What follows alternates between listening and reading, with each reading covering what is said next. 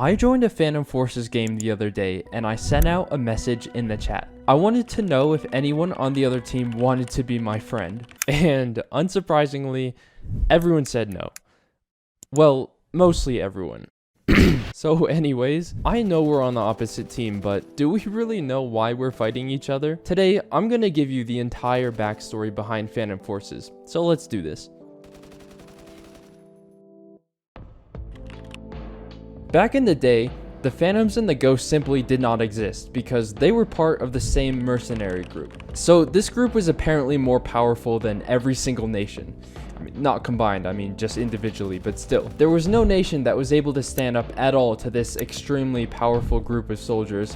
So what better to do than hire them to fight for you? At the time, they had no real interest in fighting for or against certain nations. All they really cared about was the paycheck at the end of the mission, so whoever was willing to pay the highest was likely the nation they ended up fighting for. Now, there's something else that I need to mention now, just so it can simmer in your head for a bit with the occasional stir throughout the video. We supposedly have a behind-the-scenes group that is rumored to be heavily involved in world politics as well as the mercenary group's activities. What we have here is Stylus Studios, an organization that no one really knows too much about. Anyways, we'll be talking about them later in the video, so let's continue. So, our favorite mercenary group is on the grind, you know, they're making bank because they're pretty much unstoppable. Until the one thing that could stop them stopped them. It was themselves. They took themselves down. Here's what happened. An unknown nation, I'm just gonna say it was like Antarctica or something, contacted them to carry out a mission for them. The job was to do some reconnaissance work on a military base located in Egypt. So their goal was not really to attack the base, but just to gather some information. And of course, Antarctica offers them a very good feed for the mission, so they accept, and half the troops head to Egypt while the other half stay back in the United States. So here we are in Egypt. Desert Storm is actually where this took place. So we're in Egypt and the troops begin to carry out this mission. And let me just remind you again, they're meant to be doing reconnaissance work. However, they've apparently been having some tensions between their soldiers and their leader. It's actually said that some of their members became, quote, exasperated of their leader over time. So, while carrying out the mission, many of the soldiers start to become convinced that they'll be able to successfully take over the base that they are observing, which was not originally planned. And while a lot of the members are on board with the new plan, their leader is not of the same opinion. And through some sort of stroke of not enough anger management practice, these guys start to commit friendly fire on their leader and anyone else who did not agree with the new plan. So, swiftly taking out their own team, not a part of the mission, and then unsurprisingly successfully taking over the Egyptian military base, also not part of the mission. They call up their contractor, Antarctica, right?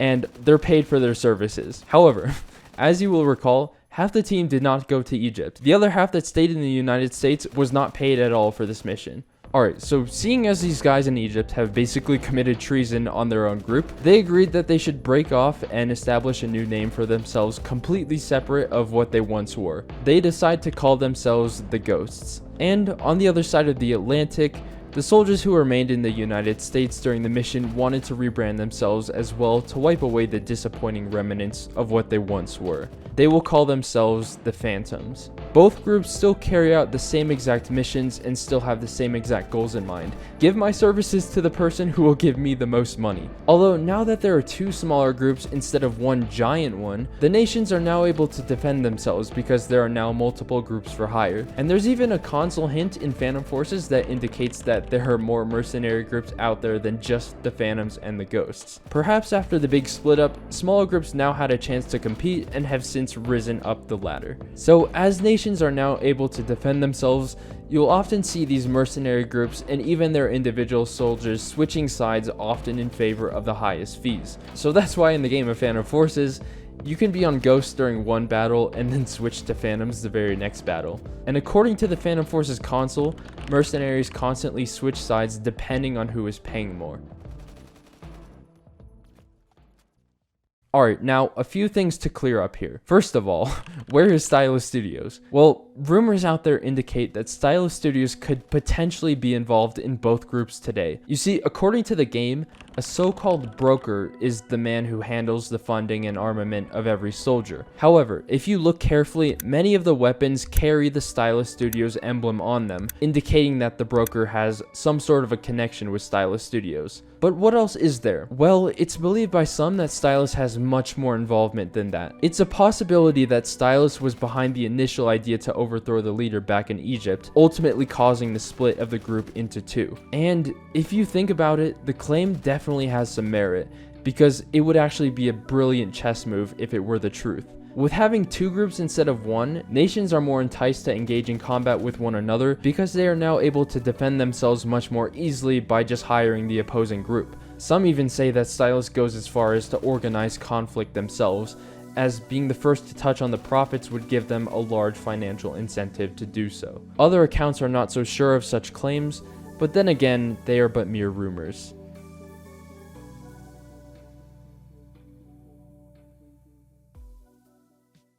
Thank you so much for watching this video. It was one of the more interesting videos I've ever made, and I'd love to hear what you guys thought about it. So please consider leaving a comment letting me know, including, any conspiracy theories you might have about the whole situation. And just by the way, this video was based on a piece of text that I believe was written by Mar, as well as some in-game hints that feature a piece of information about the lore. But anyways, once again, thank you for watching, and I'll hopefully be seeing you guys soon in the next video.